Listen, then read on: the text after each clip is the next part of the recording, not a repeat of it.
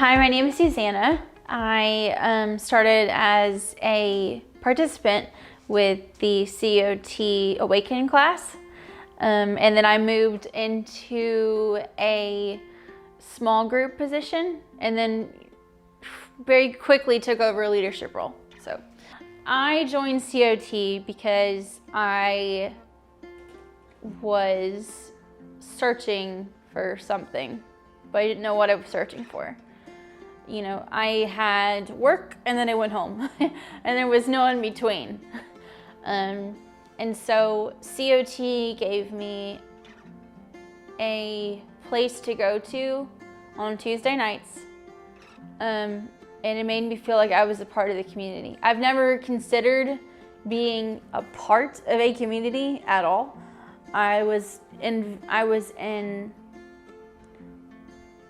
say selfish mode, but it was a very self-centered mode. But when I started COT, I realized that there's a bigger picture to things. Like, all of us have something to offer this community. And the point of COT, Communities of Transformation, is to transform your community by first transforming yourself. Because to me, transformation is a domino effect. If you start with yourself, you inspire others to want to transform their lives. And that in turn transforms communities and states and regions, and to the point where you have changed the world. And it starts with you. I remember the first time I started, I wasn't quite sure I was gonna come back, just because that was very overwhelming for a person who's not used to being in a community like that. But I kept coming back, and I'm so glad that I did. So we started with,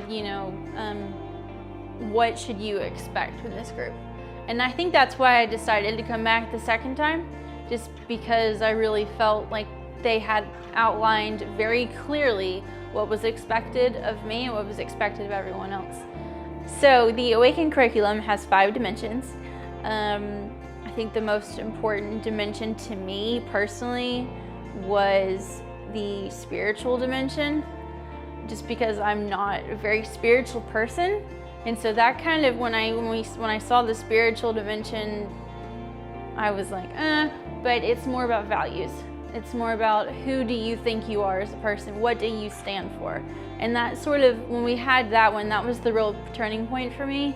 That was the aha moment. Like, I can get along with these people. I can enjoy their company, and they're not going to judge me for who I am. And I'm not going to judge them, because we all have different values. We all have things deep down we believe.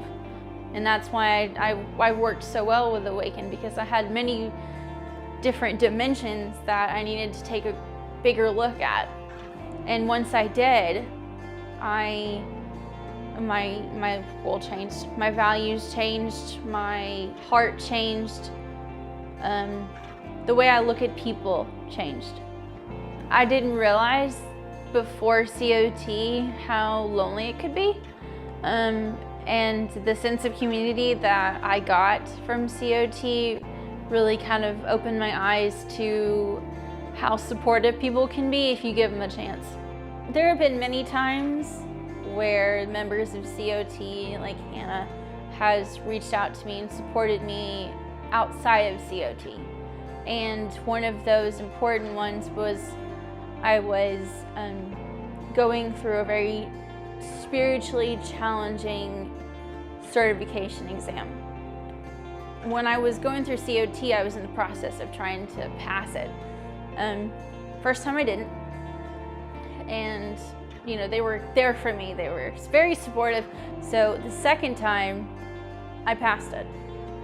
And when I did, I got cards from people from COT saying, congratulations, you did it. And Hannah and Jake actually came to my house and brought me flowers. And I feel very grateful for Erica and Emily especially, and Hannah and Jake and the rest of the COT people who have really kind of guided me on my path towards wanting to make myself and wanting to make the world a better place to live. So celebration night for me was a real turning point. It was the moment where I truly felt the most proud in completing something that big. It was more than just like completing an essay. This was working on yourself. I like this quote, and it says, if you want to change the world, you should start with yourself.